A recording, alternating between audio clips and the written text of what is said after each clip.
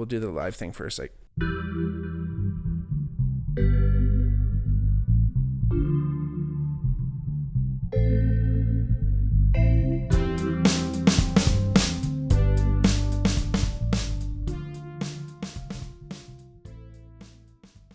Hey everybody, welcome back to the Bigmark podcast. It's me, your host, Bigmark. If it's your first time watching, welcome. If not, welcome back. Like I always say, if you ever wanted to reach out to the podcast for any reason, if you wanted to ask us a question, give us a suggestion for a topic, come on as a guest, please hit us up in our DMs at the Bigmark Pod or at the Bigmark Podcast on Twitter or Instagram. The best way you can support the podcast is by doing what you're doing right now, watching and listening. If you want to support us further, hit the subscribe button, like us, rate us, do all that fun stuff too, wherever you're listening or watching. And if you want to go even further, check out our Patreon, patreon.com/thebigmarkpod. There's a few different tiers there that you can get after and help support us that way. Keep the lights on, so to speak. This week, I'm super happy and super excited to have a guest on the podcast. A great friend. We've shared the stage together. Haven't known each other all that long yet, but that's what we're here for tonight. Emily Wood, everybody. Hello, thanks for having me. Welcome. Oh, thanks for coming on. Yeah, anytime. Oh, it's so fun. Like, you know, I've talked to our mutual friend John Harley, who friends of the podcast will know. He's joined us, and he's also one other quarter of Reckless Harbor. He's a fiddle player and violin extraordinaire. Amazing fiddle player. Right? Absolutely fantastic. Like, even in my older bands, for everyone who knows, he was the violinist in those bands as well. And, you know, he's always been, I call him in the nicest way possible, like a musical pusher. Like, he's always like really good about being like, if you're a musician, let's play, let's go, let's do as much as we can. Right. That's a perfect way of describing him. And You know what I mean? That's exactly what happened, how us playing together even came about for the first place. I was figuring that much. I was going to say, like, how did you first meet John?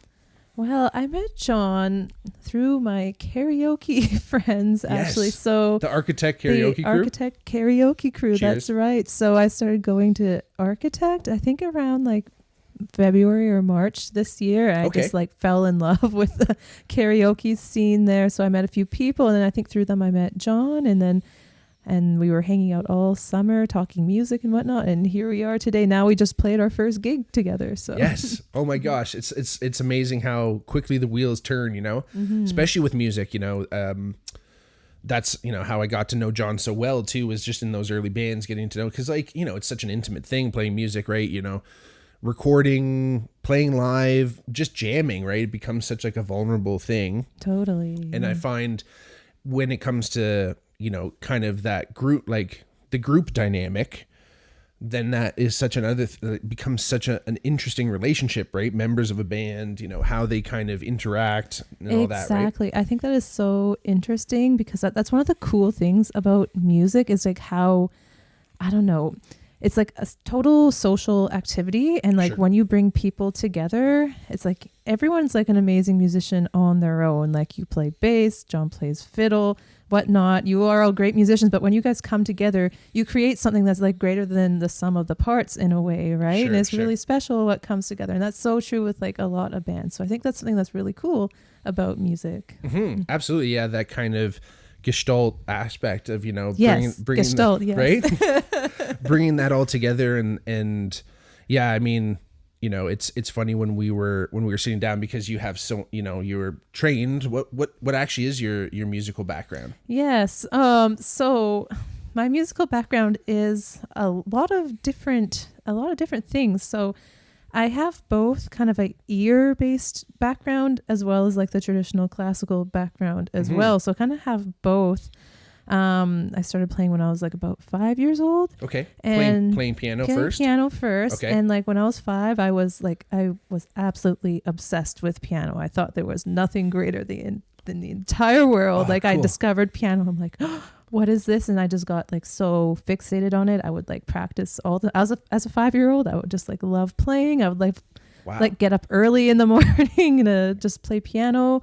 And it was actually my goal. I actually heard Vince Guaraldi's Christmas album for the Peanuts when I was 5, and I heard that Linus and Lucy song, like the da da da da da da da da da. I heard that and I was 5. I'm like, this is the coolest thing I've ever heard in my entire life. So I was like, I need to learn how to play that. And my parents were like, well, you can't play that yet. You have to work your way up to it. So I was like, okay, I will work my way up to it. Wow. So they started me in piano lessons. Yep.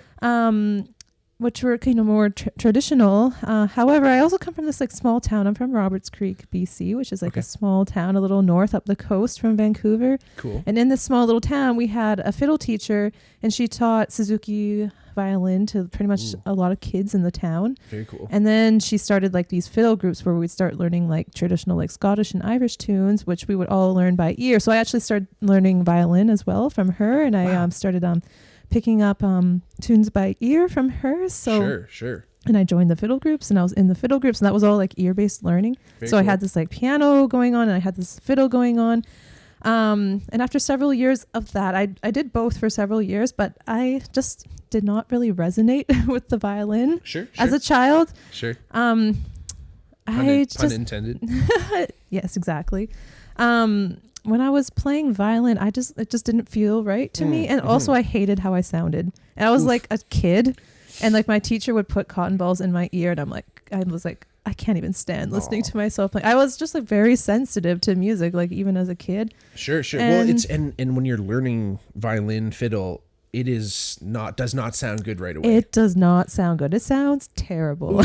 Yeah, no. I've like just completely messed around on John's stuff every once in a while, and it is horrific. It is cats scratching on chalkboard. It's such a great instrument, but man, for kids, like you kind of just have to let them saw away, like for them to get good. But like I don't know, I was just like very sensitive as a kid. Hey. And, like, well, maybe also when you're on piano too, like when it's in tune, you hit that key, it's perfect, right? Like it's you don't have to tune a piano. That's something that's like not a part of anything you have to worry about on the piano. It's there where that key is always there. Yeah, exactly. So every instrument has its thing. So piano, you don't have to worry about tuning.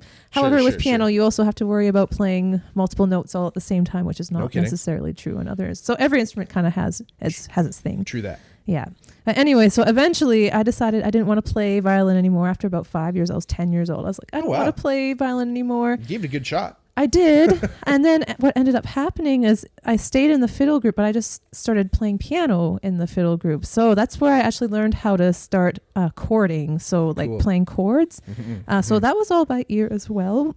So basically the fiddle players are playing a tune, and then I'd have to figure out like what chords to put behind it. So do I have to play like a 1 chord, a 4 chord, a 5 chord, about that. So I was about 10 years old when I started figuring that out on the piano. Very interesting. That's pretty cool, especially kind of having to extrapolate that just from like melody, right? Like trying, like that is like, I don't know. It goes for every musician so different. It's almost like backwards, right? I feel like most musicians learn that kind of chord based stuff, and then maybe the melody on top, but who knows, right? Like it's not necessary. Yeah, that's interesting.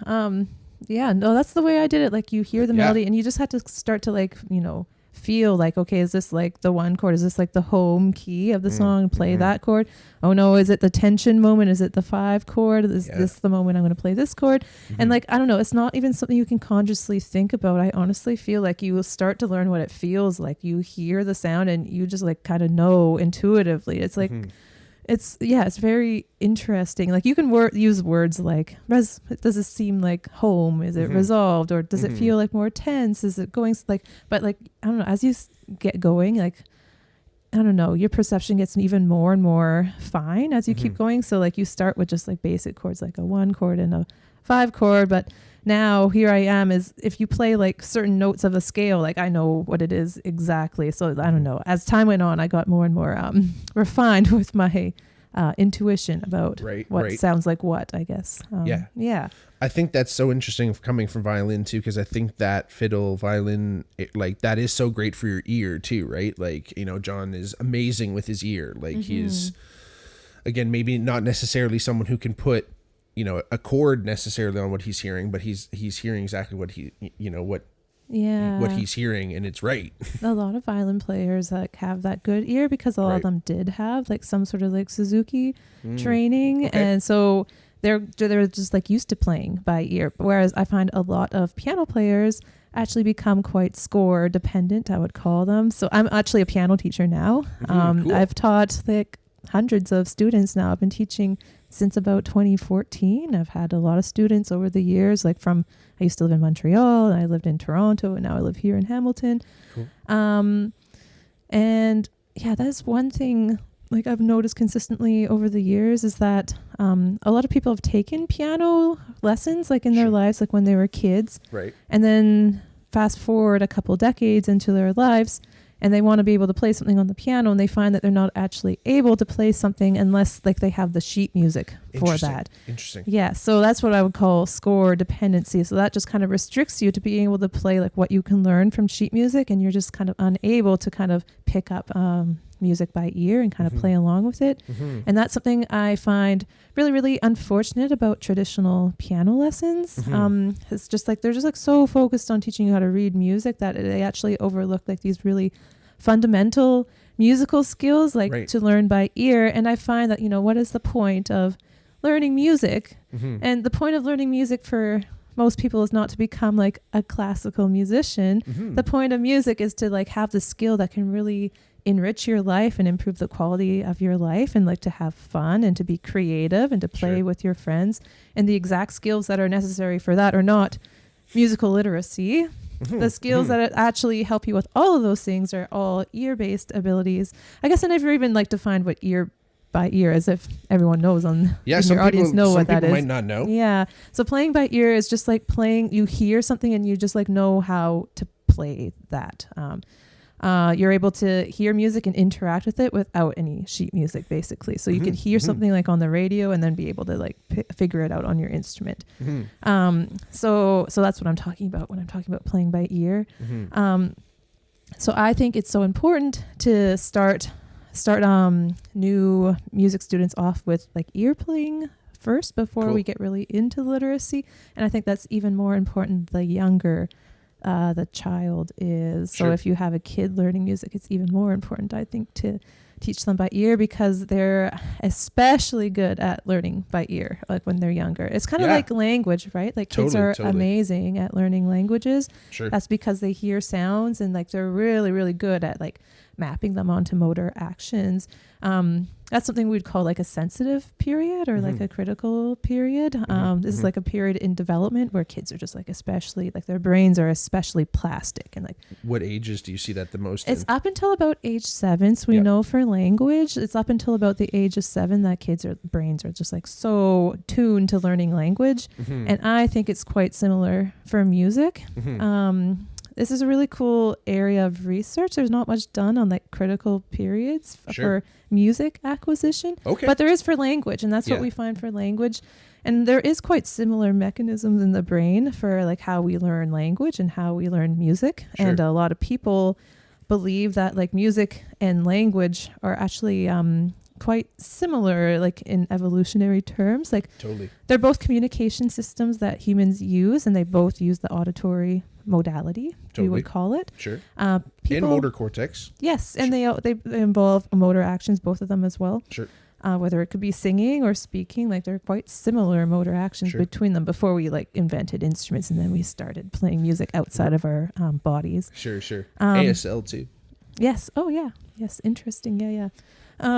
Yeah. So anyways, there's reason to believe that there might be a really special time for kids to learn music. I could talk about research for a long time, but there is some research showing that if you expose kids to music and like music lessons before the age of 7, their brains are different decades later in life than those who didn't learn music until after the age of 7. Like there's some structural brain differences. Fascinating. More white matter in certain parts of the brain, which interesting. So there is some evidence. Amygdala and stuff like that. Not the amygdala. Not quite. I'm trying to rack my brain. I think it was the corpus callosum, which is like right in the middle of the brain that connects your two hemispheres. Right. Oh, interesting. Yeah. So the age of exposure is actually really important. So that's kind of like a hypothesis I have, is that I think ear-based learning is especially important for kids under the age of 7. That's fascinating. Does those structural changes do they maintain even if the child doesn't continue the music? Yes, yes, Yeah, exactly. Cool. So that's usually what happens in those studies. They find people who are like trained under the age of 7, and they usually stop in adulthood. But it seems like these brain changes persist even if you stop playing music. Yes. Very interesting. It is very interesting. Yeah. Now, most of my background is kinesiology, like sports psychology, stuff like that, right? So, I have a little bit of that, kind of psychology and neuropsychology kind of background. But I am a huge fan of Daniel Levitin's work. I have read and reread This Is Your Brain on Music a bunch of times. Famous book, yes. I'm sure. And like it's really well written. It's a little bit, kind of more accessible to the layman, but like just like really fascinating research. It's a little dated now, I'm sure. Yes, I forget what year that book came out in, but I think it's at least 20 years, if not It's got to be pushing that. It's got to be pushing There's so much more research that's happened in the last 20 years. So the field of music cognition and neuroscience is like absolutely exploded in the last couple decades. Cool. I guess I should also mention that I'm also a PhD student at McMaster University in the psychology department, and I study the brain on music. So hey, wicked. Yes. So that is what I am doing now. After all these decades of playing music, I finally just decided to study it scientifically. So very cool. So that book is like famous in our field, and it's about time for another revamp of that book, I think, with all the cool research that's come out since then. Oh yeah, absolutely. And one of the most fascinating things that what we were just talking about, that it reminds me of a lot of that, like kind of the more anthropological aspect of that research, where he talks about how much it was a part of our early like human development, right? Like, you go back hundreds of thousands of years. Yes. And, do you know how, do you know the earliest archaeological evidence we have for music? No, what's that? How old is it? How old do you think it is? 20,000. 40,000. Whoa. Yes. Oh my gosh. So humans have likely been musical for longer than 40,000 years, but like we only can look as far back as we have archaeological evidence for it. And likely when humans first started making music, it was likely like, singing. Maybe it was grunting. I don't know. We probably also had like percussion and body percussion. Right. Stuff like that. Now, we wouldn't have any archaeological evidence of that, so we actually don't know how long humans have been singing for. The earliest archaeological evidence we have are bone flutes. Oh, cool. From somewhere in Europe. I think maybe somewhere around Germany, but I don't know. But it's like somewhere in Europe. 40,000-year-old bone flutes is the earliest we know of, which is pretty fascinating. And if you think about that, that's like kind of profound. I'm like, humans have just like literally been making music for 40,000 years. Like that's an ancient behavior. Like that is like humans have been making music for so long. Like there's something so special about that. Yeah. How like there's like, I mean, I know maybe this is getting a little outlandish, but there's like probably structures in the brain that have developed over 40,000 years, right? Like that is always the question. Like, is there something in the brain that is like evolved for music that is like kind of a hot topic in the field? Like, are there any structures like that? And people look at different structures and they're like, what is this? Sure. One thing that scientists have kind of converged on what could be a brain mechanism that is specialized potentially for music is the ability to keep a steady beat. Sure. So that's kind of one of the abilities we were focusing on. So just the ability to hear a rhythm like that and then be able to entrain, so like sync up your body to that rhythm, and then like be predicting like when the next beat will occur. So like always when you're hearing that beat, like you always know when the next one will occur. If you look at our closest genetic relatives, which are monkeys, they actually don't do this very well. Oh, no way. They are not our research is showing that they're not really actively like anticipating the beat. They're kind of like, when you play them a beat like that, they kind of react to each beat. They're not like anticipating each beat like a human does. Yeah. Which is kind of interesting. We kind of like diverge there. Interesting. And we don't see like as much musical behavior in monkeys. However, there are other animals that are somewhat musical. Sure.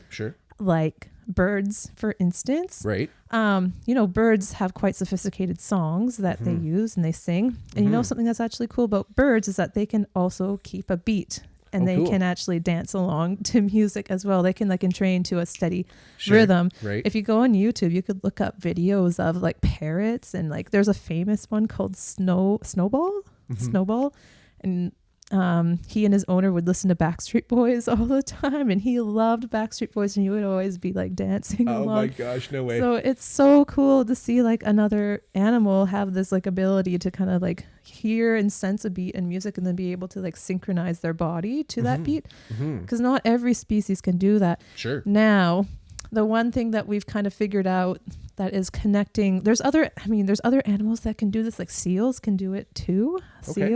Seals can like entrain to a beat. So it's Kiss like from a rose. Sorry? Seal, yeah. Kiss from a rose. Oh, like seal, yes. He can also entrain to a beat, yes. So the one thing that kind of connects these animals that seem to be able to like sense a beat in music is that they all tend to be vocal learning species. Interesting. Yes. So that made scientists think, oh, maybe there's something about vocal imitation and like learning, like species that use like learning through imitation vocally develop this ability to like sense a beat. Maybe it was necessary for prediction. And then that kind of laid the groundwork to like allow us to have something like music, for instance, because music kind of capitalizes on our system to be able to predict and sense beats. Sure. And maybe that was something that, you know, that was fun for humans. That like worked with our brains. Yeah. And then here we are tens of thousands of years later, Sure. and we all love music, and it's a really huge cultural activity for us. Yeah, I mean, like how many times, very few and far between, have you ever heard anyone say like, I don't like music, right? And like, again, now a lot of Leviton's work, like everyone has that ability to, you know, to listen to music and to hear it. But yeah, it's really interesting to think, you know, that again, that ability to like, it's almost like, the way I see it anyway, it's almost like a microcosm of just like general learning, right? You have a goal, or you're learning something new. There's a prediction of the outcome, and then the outcome happens. And if it happens the way you predicted it and the way you wanted it to, that starts to entrain itself in your neural pathways, right? So it's almost like that's happening at every single beat. Because you're like, okay, I know when the next one's going to be, it's going to come this. And then each time that's almost like in training that. And I always found that really fascinating. Yeah, absolutely. It really capitalizes on our brain's love of making correct predictions. Big time. Our brain loves to predict things, and it loves to compare what happened in the real world to our predictions. And then if there was a match, we get a huge dopamine hit. We're like, yes, we got it. If there's a mismatch, we might be like, ooh, what was wrong about my prediction, and how can I update my prediction? How can I change so what I see in the external world now matches the prediction I have? This is like a whole theory of how the brain works. Of learning, yeah, exactly. And music kind of just fits into it so perfectly. That's probably why I got so fixated on it as a kid, and that's why so many people get fixated on it. It's almost like a perfect conditions. Like if you are motivated, you enjoy it. It's like something that's like highly emotional that makes you feel motivated. You can be in like a flow state, like you can go in this loop as you're like learning and practicing music. It could be really rewarding and fulfilling. Absolutely. I love that. I always say I grew up as an athlete as well. The only two places I've experienced true flow state are either playing a sport or on stage. Yes. Yeah. And or like just playing music, I should say, not necessarily just on stage, but yeah, like anytime you experience that, right? Like, and there's that group aspect, right? Like same as sports. Like I always say, there's a lot of analogs. It's not perfect across the board, but you know, you're doing something, everybody has their own little job to do, and everyone's doing it at the same time, and everyone, you know, you have a shared common goal, and you practice and rehearsal and games and shows, and there's all these like close connections, and I've always kind of looked at it like that, but I find like those are those moments where you get to, you know, those are those moments where the training kind of comes out too, right? Like when you are playing with some people, yes, people who are classically trained, you have that to kind of fall on. Then people who are trained by ear, you know, you're trying to incorporate all those things. And like we just said about the theories of learning, you're trying to make sure all those predictions are coming true. And I always found like, I feel like, cause I don't have a lot of like formal training in music. The first time I ever played the bass, it was a little bit more of a formal atmosphere I learned in high school. So that was more like, all right, you're going to actually learn how to read the notes and everything. But even when I did it, I felt like I was just, when I first started, I'd look at the notes, I'd flip to the back of the book because it had the tabs on the back.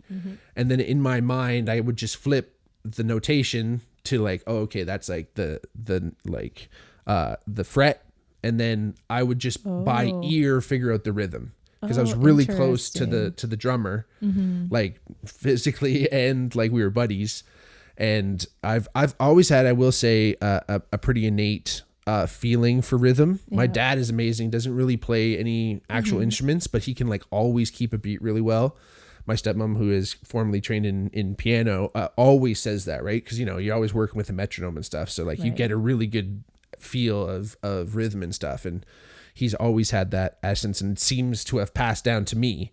So again, I kind of figured out, you know, the values of the notes and things like that. But I've said the same thing to people, and people go, well, that's just reading music. You're just, you know, you're just labeling the steps that you're taking, right? Like I'm still like looking at a note and being like, okay, that's what I'm supposed to play. But that's really interesting that you went from like notation to tab. It's like making a one symbolic notation to another symbolic notation to arguably easier symbolic notation. That's it. I mean, like whatever works. Right. And it's like cool that that's actually one thing, like people are, you know, it's like really hard to pick up songs by ear for some people who are score dependent. Sure. But rhythm is actually something that's not hard to pick up whatsoever, because you hear it and you can like reproduce it right away. So that is something super interesting. It's really like pitch based. This like problem people have with score dependency has to do with the pitch, not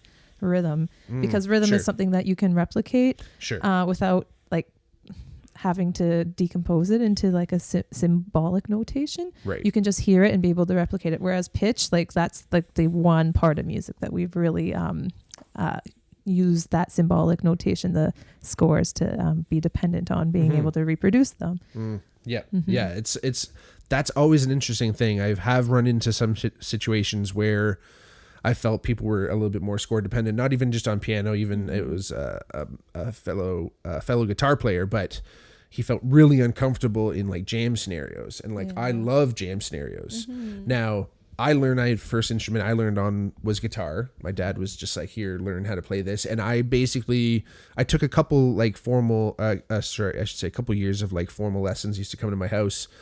But even that, he was like my guitar teacher anyway. I was probably like 9 at this time. So I was kind of outside that window. I tried playing piano within that window, but my teacher was like too intense and I got scared. That's what I am talking about, these 2 traditional piano lessons. So not only do they like teach you how to read music from scores before learning any ear-based skills, so you become dependent on them, but also they're just like very rigid and not as fun. They were just like very prescriptive, like you have to do this, you have to play this song. And for a lot of kids, like that doesn't resonate with them. Like they want to learn like their favorite songs. They want to like learn something that like matters to them. So that's something that bothers me very much about piano lessons, and that I would like to change. Yes, please. Because she was like, I don't even know how much of the music itself scared me. It was mostly her personality, unfortunately, because it was like perfect. She would come to she was in my elementary school, basically. She was like offered through my school. So like she was in there just in a room with her piano all day, and kids would just come. So it would have been perfect. Like, you know, that is a great setup, actually. The fact that that's in an elementary school and like was it offered to all students? Like could they? I don't know. Like, and we're talking grade 1. So like I might be remembering this wrong. Like I might have gone to her somewhere and just was like, oh, I'm in school still. Right. In my little kid's head. Who knows now? Yeah. But I know it was mostly, and then I didn't feel compelled to practice because I was just like, this is like a scary thing, even though I like loved music and like I've always been a musical child. I was really interested in it. But anyway, so like 9 years old, I pick up the guitar, I start playing. Then something happened, my teacher couldn't teach me anymore, and I was kind of like, okay, like what do I kind of do now? I know like some really really basic stuff, which is good. Like I knew how to mechanically work the guitar, like how to fret properly and how to strum and do each string and stuff like that. so I just said, all right, I'm just going to learn songs that I like because I know the song, right? Like then I can replicate it. And then tabs were like my best friend. Yeah. So like I had tabs and tabs. I was printing, killing ink at home, just printing like binders full of this stuff, even though it was on the computer, and I sat in front of the computer and played it anyway. So it was like, and that's how I learned all these songs. And even when I was doing that, so, 11, 12, 13, I kind of was like, well, I'm going to figure out how they did it. It's probably not going to be the exact way every time, but like there'll be lessons and technique as you kind of like learn these new songs, right? Yeah, of course, there's probably going to be walls and stuff I'd run into, but at this point I haven't, right? Like I know I'm not like a lead, like gonna rip and do crazy leads, but like pretty much most open and like some and almost all bar chords that are pretty much, major minor, like I'm set. A lot of 7 chords for sure. And I'm pretty much good for like most of the music I've ever played. Yeah, and like jam snares. And then bass was different too, because bass, like I mentioned before, was through high school. So it was very, very much so like, all right, you're going to learn how to actually do it. And then I played in the jazz band in high school too. Oh, nice. You know what? I played bass in my jazz band in high school. Nice. Right on. Was it upright? I played upright bass. Fun, Did you do upright? I learned, but I played electric in the jazz band. Okay. Yeah. I had a phase where I was playing bass guitar like every day when I was in high school. I did upright for the jazz band and also my local big band as well. Oh, fun. And then I played bass. I love big band. Yeah, big band. That was fun. And then I played like electric bass in like a rock and roll band for a while when I was in high school. But, that's so fun. Yes. But again, I just think me and piano were meant to be. Like I loved playing bass, but again, it didn't resonate fully because I just don't develop calluses. Oh no. Shoot. I have very soft hands. And I was playing that upright bass like 5 days a week for like an hour, like through grades like 9 through 11 and 12. Oof. And I would just get these blisters and then they would pop and then they would just turn into more blisters and then they would pop and then be more blisters. And like, they would just like never, they would just like never turn into calluses. And like, eventually I was like, I'm putting myself through like so much pain because like, I love this, I'm having fun, but it's just like so painful. Oh shoot. That sounds awful. Yeah. So I kind of stopped playing bass like when I graduated from high school, but like I really enjoyed my run while it lasted. And I could still like play it, of course. Sure. Again, I just think I was meant to be a piano player. Sure. And That's here important. I am today. That's so important. Honestly, I think it's a lesson in life in general is like, do your thing. You tried the violin, you played bass, you gave them good tries, right? 4 or 5 years on both. And you kept coming back to the piano. And I think that's a really interesting thing that some people, I think, get afraid of trying new things because they're like, oh, I'm going to forget like the thing that I'm good at or I love or that I actually like. And it's like, well, maybe.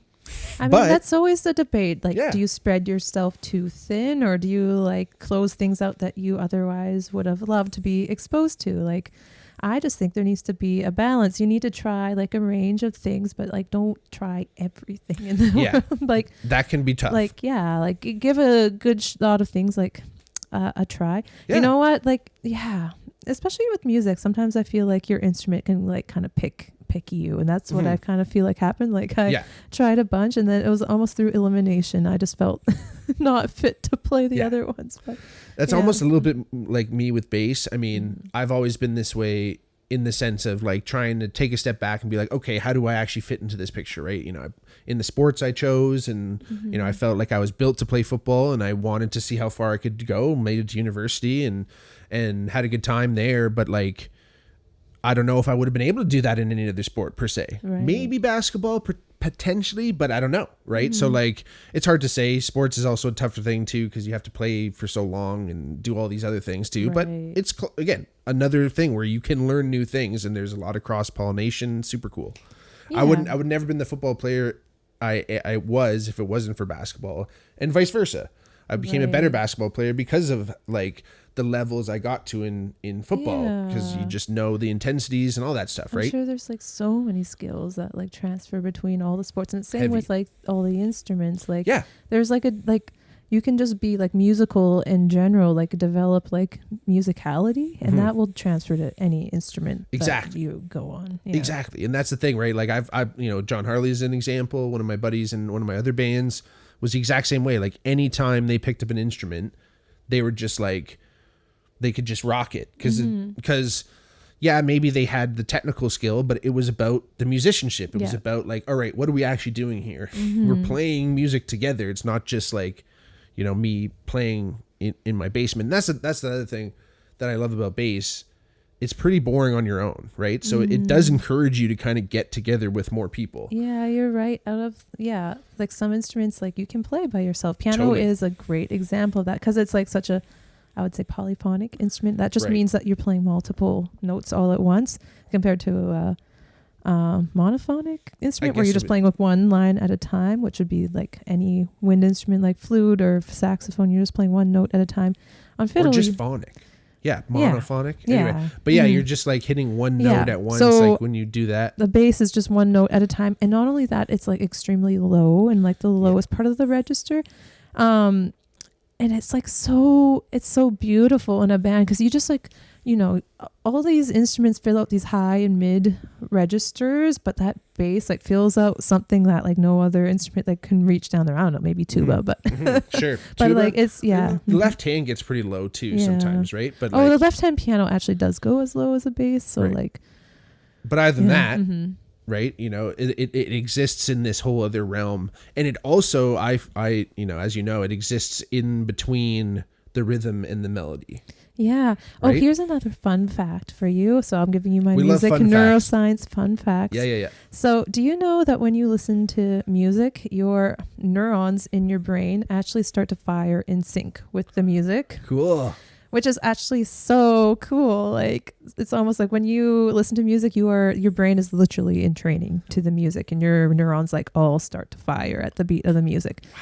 Now, there's something special about bass. It seems like the degree of entrainment is actually higher to frequencies in the bass range than other ranges. Whoa. And maybe that is why the bass can be so groovy and hold it. Like maybe that's why it's like so important. Like why did humans decide to configure our musical ensembles in a way such that the bass player is the one that like drives the rhythm and the funk and the groove. Well, it turns out our brains are actually more attuned to groove in those ranges. So is that a coincidence? I don't know. Well, that study came out of Mac, no? One of those studies was affiliated with Mac. Yeah, there's a couple of those studies now, yes. Where humans listen to the bass mostly, if you could break it into like the sections of music, you're listening to like the bass rhythm mostly, more than the melody, more than the actual. Do you know the study I'm talking about? I'm not sure if I know that one, but I'm thinking about another one that was done at McMaster. So I think the original study on this neural entrainment was not done at McMaster. They just had a bunch of rhythms in a different frequency ranges. Oh, cool. It was like pretty controlled. But at McMaster, we have something special called the Live Lab. If you've never heard of McMaster's Live Lab, I would highly encourage you to go check it out if you're in Hamilton, Ontario. That's where I do all my research. It is not only a performance hall, but it's a science lab kind of all in one. So it's like about like 100-seat performance hall, but it has like all sorts of really cool technology there. So we have EEG technology. So that's like the ability to record brain activity. We put like a cap on and we can measure like electrical activity of the brain. So we could do that in like 30 audience members while they're watching like a real live concert in like a real beautiful performance hall. Cool. There's not many, actually I don't think there's any other lab in the world that you can do that with that many people. We also have a motion capture system in there. That's actually what I use for my PhD work the most. I use motion capture to look at how musicians move when they play and like how they non-verbally communicate through their movements. So I record their movements with motion capture and I do this like mathematical modeling between them to see like how they are influencing each other at different parts of the music. And like we think that's indicating some sort of non-verbal communication that's happening. Sure. We also have some new eye tracking technology in there. That is pretty cool. Yep. So we can see how people can wear eye tracking during performances. We can see where they're looking. So like maybe there's certain parts of the performance where it's like really important to look at the drummer or the bass player, for instance. Maybe there's another part of the music where they're looking at the singer. So we can see like where they're looking at what moments, which is super cool. Mm-hmm. And then we have other things like a really cool like audio system in there that's really special. And we can also do like heart rates and respiration rates. So we can look at like people's like physiology during concerts. Cool. Yeah. So it's really, really awesome. Really cool that I get to work there and use the motion capture system. There's like really not many places in the world I could go to do that type of research. That's why I came to McMaster. I really wanted to do that. That's so fascinating. Yeah. So I wanted to tell you about a study about the low bass. Yeah. About the low bass stuff. So it's the live lab is so cool. It's because it's like a real performance hall. Right. So we can make it seem like quite realistic. Like usually when you do a psychology experiment, you go into a lab and you go into a room by yourself and you listen to some beep, boop, boops, beep, beep, beeps, and we record your brain activity. Right. And you're like, I guess, yeah. I mean, it's good to listen to just like these really bare bones stimuli because like, in science, we want things to be like really controlled, right? So we want to, so like for instance, in that study I was talking about where we looked at the neural entrainment. So the neurons firing to the beat for like high versus medium versus like really low frequency notes. I think that was one of those studies where it was like they just like listened to a bunch of rhythms and like beep, beep, beep. Different frequency ranges. And it was probably not that engaging to listen to. Right. So it's cool to actually like go into like the real world, like a real performance hall, and like actually collect data during like real concerts instead of like it's really important that we do those like bare bones scientific studies so we can understand how the brain reacts to like one difference in a stimuli, like the frequency range, so we can understand that. But we have to also put that in context and like, okay, now we need to listen, like understand the brain in like a real context where people are like really listening to music and really interacting. Sure. So that's what we can do at the live lab. So for one of the studies, my colleague, Dr. Dan Cameron, what he did is he wanted to look at how people moved during a electronic dance music show. Very cool. And he was really interested in these low frequency sounds because he's a drummer himself and he's like really interested in groove. Sure. So what he did is during this EDM concert, they had these like really powerful subwoofers and they would play like sub-threshold bass notes. So sub-threshold, that means like you can't even hear them. Like it's not perceptible to your auditory system because it's below the threshold that our ears can actually hear, but they would be playing these low bass notes below our thresholds. People didn't know these subwoofers were on or not because we can't tell. And what he did, he was just turn them on and off throughout the show, and like people were being motion captured at the show. So like the people coming to the show would come in and we would be like, could we motion capture you during the show? And a lot of them said yes, which is awesome for science. And we tracked the velocity of their dance movement. So like pretty much how like fast they were moving by tracking like a marker in their head. And what they found is that when the subwoofer was turned on, people actually danced with higher velocity than when the subwoofer was turned off. Whoa. So despite the fact that you can't even like consciously perceive any difference in bass notes, it seems to affect your behavior on a subconscious level, which is like super interesting. So that just like is more evidence showing like, okay, these bass notes are like really important for humans and for a sense of like wanting to move along to music, for instance. Yeah. Oh, that's really interesting. Yeah. The implications of that again are fascinating. Yeah, super fascinating. So that like might be why that like all these like rhythms of groove are like present in like the low frequency notes of music instead of like, why doesn't a flute hold down the groove? Well, it might be because it's not the right frequency range. So, right.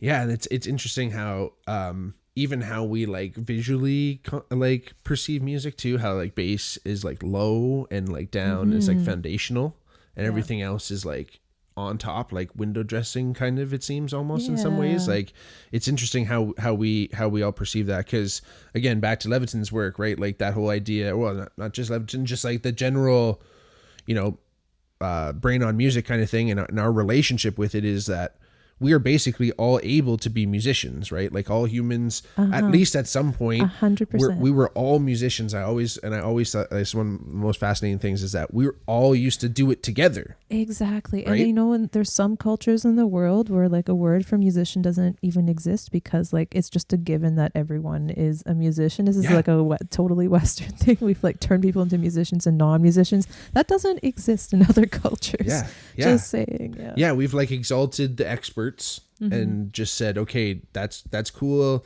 The way we'll experience and enjoy music is mostly solely just through listening to it or watching a concert. But like think about, we talked about this. We've had music for at least 40,000 years.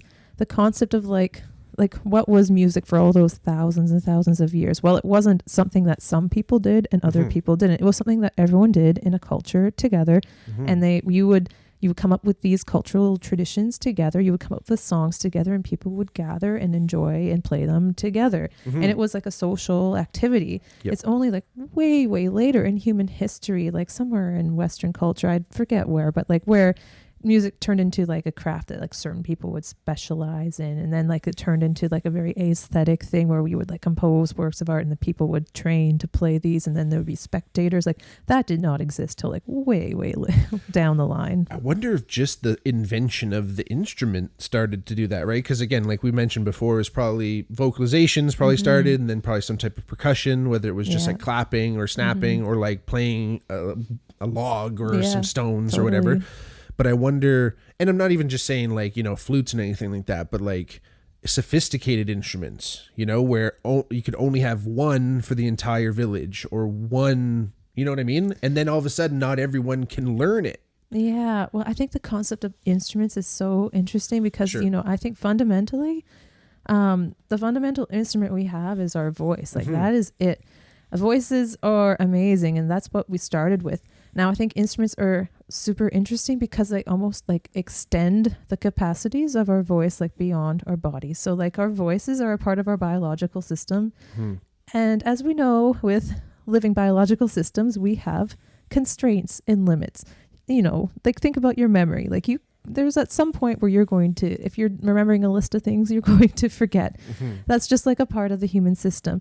Same with like our voice. There's like a lot of constraints on the voice. We can do quite a lot with the voice, but I can't sing really fast passages with the voice. There's a top end of my range. There's a bottom range. There's an ideal range I can sing in. And then if I needed to do something outside of that, I'm hooped. Like I just can't do it. As soon as we get instruments, all of these biological constraints are now gone. Like on a piano, I can play these super fast passages that I would never ever be able to sing just because of the constraints. I can now play way higher, way lower. So it was almost like inventing these instruments now enabled us to like achieve lines and like types of playing that were just like not possible in the voice. But it is like honestly like an extension of our voice in a way, but out into the external world. Like I'm sure there's some research going around with some of your other colleagues where like, because we talked a lot about in kinesiology, you know, sports that used implements, right? And how that kinesthetic sense actually extends to the implement, like whether it's a hockey stick or a tennis racket. It actually, that feeling of for anyone who doesn't know what that is, you basically, if you don't know already, you have a really amazing sense of actually the limitations of your body, like how far you can reach, like where things are around you. I remember doing one of these in one of my labs in school. It was a really cool experiment. It was like guessing how high you can reach. And people are amazing at it, like within millimeters of knowing exactly how high they can reach on a wall. Like if I just pointed at the wall or was like moving my arm up and down the wall and I just said stop when you think this is the high, like as high as you can go. You are unbelievable at actually saying stop and it being as high as you can reach. So we have all these ideas of ourselves, this kinesthetic sense of our body in space, right? So again, how that sense extends to the implement in sport, it probably does the same. Well, exactly. In instruments, so right? we have bodily representations in our mind to represent our body. If we use a tool, the homunculus. Yes. if we use a tool consistently, we start to also incorporate representations of that tool into like our self-concept in a way, and almost like your instrument does become a part of like your body representation. Super cool. Yeah. And this is somewhat of an aside, but in like a lot of those experiments that you're doing at school, like for instance, the one where you were seeing like the neurons fire in sync, is that just EEG? That is with EEG. Okay. It's not like fMRI. Yes, fMRI is different. fMRI, you go in like a big scanner in a hospital to do that. And you can do an fMRI that like looks at what areas of your brain are active during certain tasks. So that one kind of gives you more structural information. So you can see what actual structures of your brain are activated, like when you're doing different activities, like when you're singing versus speaking, for instance. We can look at the differences between those. EEG is different. We're not looking at any structures. We're looking at like the electrical activity of your brain. So if you're interested in like how your neurons are firing, like at the rate at which your neurons are firing and like the area on the scalp the neurons are firing, that's what we would use EEG for. So all these studies that are on neural entrainment, which is the neurons firing to the beat, that would all be EEG, because we would be picking up the electrical activity basically at the beat level. Very cool. It's and as Emily mentioned earlier too, it's always funny. A lot of the research, like the last time I wore an EEG cap, was just like sitting in a room in front of a screen looking at things. Like it's it can be so dry and so boring. And I think that's so amazing with the live lab that you guys have this ability to have that many people replicate essentially 100% conditions of a real life show, right? And that's always the hardest part. Again, as Emily mentioned earlier too, as well. Creating any experiment, you have to create conditions, right? And you don't want a lot of those variables to be wild, right? We want things to be very controlled so that we can know that, okay, when our brain is doing something different during this stimuli in the low frequency range compared to the high frequency range, it's not due to anything other than the frequencies being different. So we control everything so that like the only possible thing that's different is the thing that we manipulate in the experiment, which in that case was the frequency range, for instance. So it's much harder to do that out in the real world, like at the live lab, much, much harder. But my supervisor, Dr. Laurel Trainer, she's kind of like a genius at designing like studies in these real world that we can actually have like a good manipulation. There's more studies, and one of them we had like, we had a concert with Ian Thornley, actually. Oh, cool. It was like one of his album releases, and there was like 2 versions of the concert, and one of them was like his live performance, and then one of them was like a recorded version of the live performance. And they tried as best as possible to keep the audio like the exact same. So the only thing that's different is the fact that like he was present versus absent. Other than that, it was like the same concert. She also did there was another manipulation in that study. It was like a subject one where they had people who were like fans of the music and who were like not fans of the music.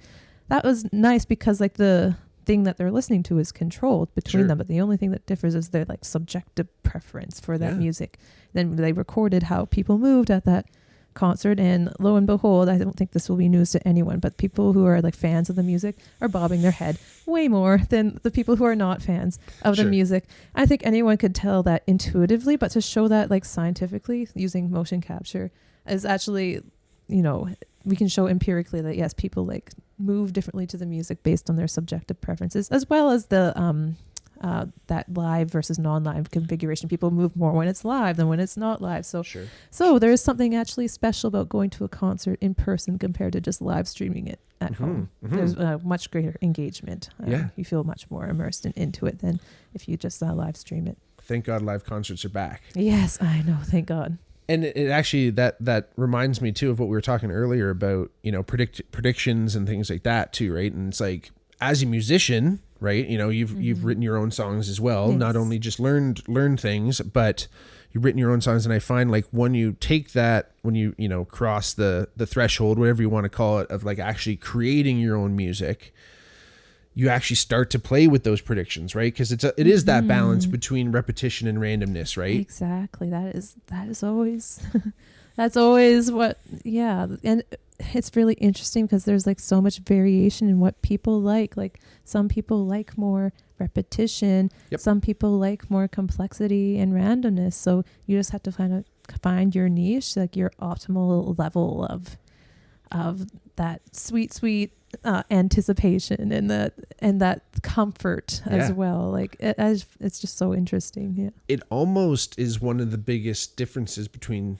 genres, really, right? You know, if you put jazz maybe on one end, or even maybe within styles, you can also break that down too, right? Because like, you know, you can put big band under jazz, and it's definitely a lot more predictable than like interpretive stuff, right? Yes, Or you know, absolutely, yeah. But like, it is a way to kind of section,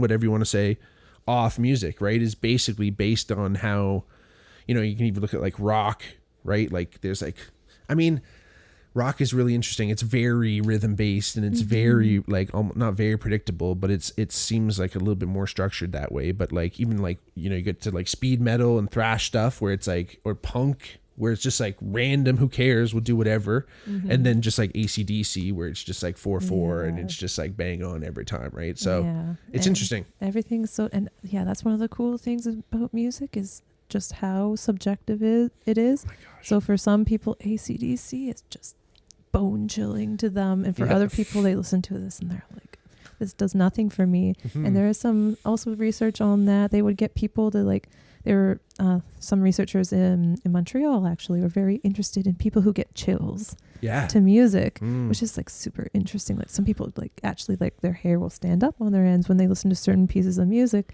So they had people come in, they did fMRI for this one. So they were looking at areas of the brain. They also did PET. Okay. Positive emission tomography. Yes. Yeah. Because they wanted to look at like neurotransmitters, like how they moved in the brain. Interesting. And what they would do for that, they would have people like come in and listen to their music that would give them chills. But as we were talking about, we need to have a high degree of control in our experiments. So like, how do we know that none of these effects are due to like the exact pieces of music rather than, and like it could be anything in the music, like is very, we can't have like some music in the chills condition and different music in the non-chills condition, because like it could be due to any structural differences in the music. Like ideally in an experiment, we want to have the exact same music in the chills and the non-chills condition. But they were very clever and they got around this by matching participants so that the chill music of one participant was neutral for another participant. So then, and they like matched everyone up. So like for the music that was chills for one was neutral for the other. So then in their experiment, when they compared these conditions, they had the exact same music present in them. It was just like the people's preference for them changed. So that was like a very clever design. No kidding. I always think about that to this day. Sure. Yeah. And they find that like, in response to like our chill inducing music, there's like dopamine release in the brain, which is super interesting that music can have that much power over you. Like usually like when you have dopamine release, it's like due to something like really biologically relevant, like food or sex or something like that. But the fact that music can cause that sort of similar reaction, like just shows like how special music is. And, you know, and people are thinking about, you know, why do we have music? And I think there is probably a deep reason of why we have music. I think it probably is something really special about the way it makes people feel connected and like kind of as one together. And I think that was like really, really important in our evolutionary history back when, you know, humans were actually quite violent and aggressive for a long part of our history. And like, how did we move from that to this place where we're able to live in societies together for the most part harmoniously? Like, I'm not saying it's 100%, but the fact that humans have chosen to cooperate together is actually quite incredible. And I think music is something that helped with that. Well, it's like Darwin said, right? A lot of the misinterpretations of Darwin's work is survival of the fittest, right? But he actually mentions cooperation much more in his research than he does like at, what was it, Descent of Man is his book, Descent anyway, the book one of them anyway, the major one, where everyone, because it was an interpretation by, I can't remember, some other scholar, but he only mentions survival of the fittest like 2 or 3 times. It's mostly about how species that are successful are able to cooperate with each other, right? And learning to act with each other and behave properly. It can be done through music in certain ways, right? Like to enter into this world, this 3D space that we inhabit with a musical approach isn't wildly, it's not a bad idea, right? There's cycles, there's general timing in the world, right? You look at the sun coming up and down, you look at like all the circadian rhythms, they're rhythms, yes. right? Like there is something to, hey, we're gonna walk through at this pace, or we're gonna do this, right? Like even especially as nomads, right? As many early humans were, we needed to pace was really, really important. And look, we still march to like a song, right? Yeah. Like we march, look at the military, right? If you walk too fast, you run the risk of losing the slow and elderly behind. If you walk too slow, you're susceptible to predators, and it's just going to take too long to get to wherever you're going. So how fast you went was actually really, really important. And then maintaining that, we have all these systems in our brain to do stuff. And then again, like teaching, just like mother and child stuff, or like whatever, like that intimate relationship of like someone singing to you, right? That sticks with you for so long, right? And then if you're able to also do that and pass that down, songs like mythical songs and stuff, or like, that have teachings in them, right? Like think of all the alphabet song, right? Yep. Classic example. Yeah. Well, there's 26 letters. It's kind of hard to memorize 26 things as a human. That is, you literally quite can't. It's difficult. only 8, right? But when you put it to music, it all of a sudden becomes a lot easier. It's like a mnemonic device. Exactly. Basically, it 100%. really facilitates our memory. And same for like stories. Like the humans had to like pass information down from generation to generation.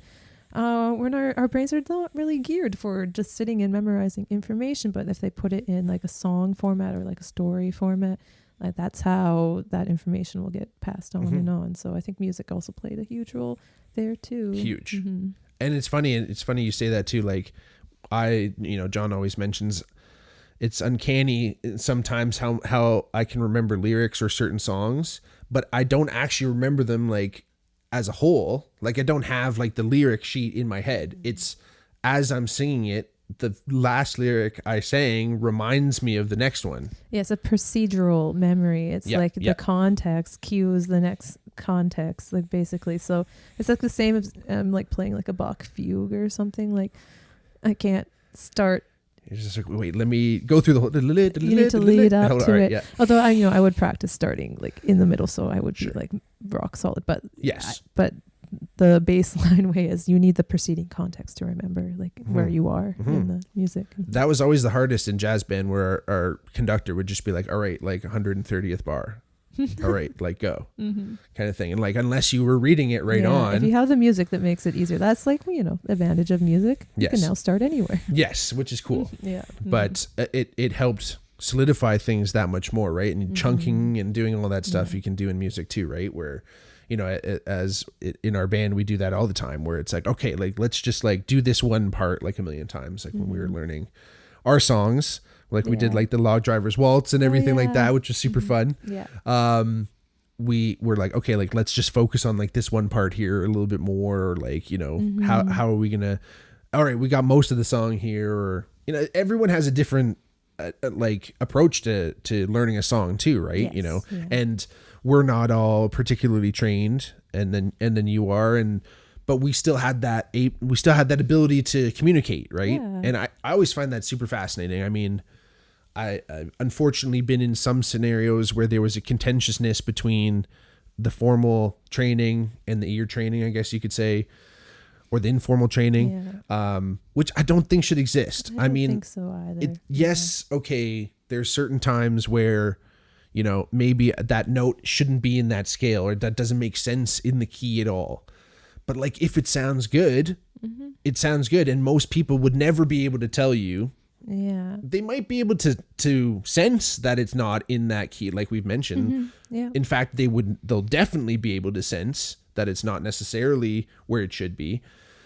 But if that creates a tension, or that is that interesting, break in the repetition, and that is a little bit of randomness, it can be an amazing device in music, right? And a lot of amazing songs maybe aren't necessarily perfectly theoretically perfect, and then some are, and but they were found, it was like they stumbled upon it, right? It was like, oh, this again sounded good, and that made sense because we made up the rules. Like at some point humans made up the rules, and it's based off like how things sound, really, right? Yeah, exactly. Even like the modes and stuff, it's all like feels, really. Yeah. You know, you don't actually need music theory to play music or write music. It's not actually necessary. Same with like speaking, right? Like you could be completely fluent in a language and like be completely illiterate. Like that has nothing to do with the ability to actually speak. So it's like the same with music. Now, if you do get that knowledge of like theory and literacy, like that can like improve your musical experience, because there's so many benefits that come with being able to like analyze music, understand like why that worked. Like that is all great, but I just wouldn't put it in like the number one foundational skill that you need. The number one is, being able to interact with music by ear, to hear it and be able to play. Those are kind of more foundational. And like, I just think the literacy should come later. If you're like serious about music, then yes, definitely go learn to read music and learn theory. But, we've got to start with what's important first.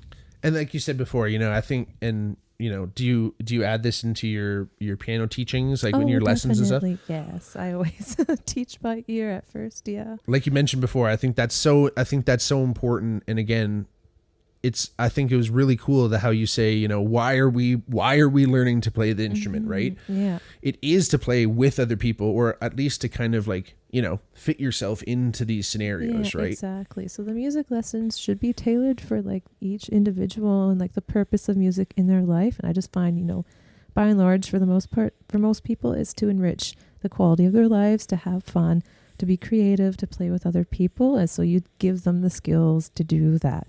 If someone wants to be a classical musician, then yes, absolutely go gung-ho for the traditional route. But yes. It is so special. It's something that, again, like we mentioned, there's not too many aspects in life where you can have these connections, these feelings of flow state, these nonverbal connections, all these different things happening with other people, because it's such a social thing, right?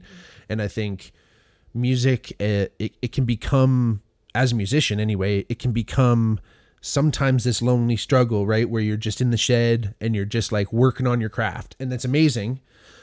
But the only way you can make that like meaningful in a way, it doesn't have to be, but the way you can make that meaningful is by putting it into practice and actually playing with people, right? And that is, I think, where your kind of skills actually do come into play, is like when you are playing with people, because it's like any other skill in life, right? Like if you're put to the test and it's a high stress environment, you will fall back on your training. Right? Like all those, you can't really think in the moment, if it's on, someone is like doing a solo on stage, right? Like, the stakes aren't, there's no physical stakes, but like, you don't want to play a bum note.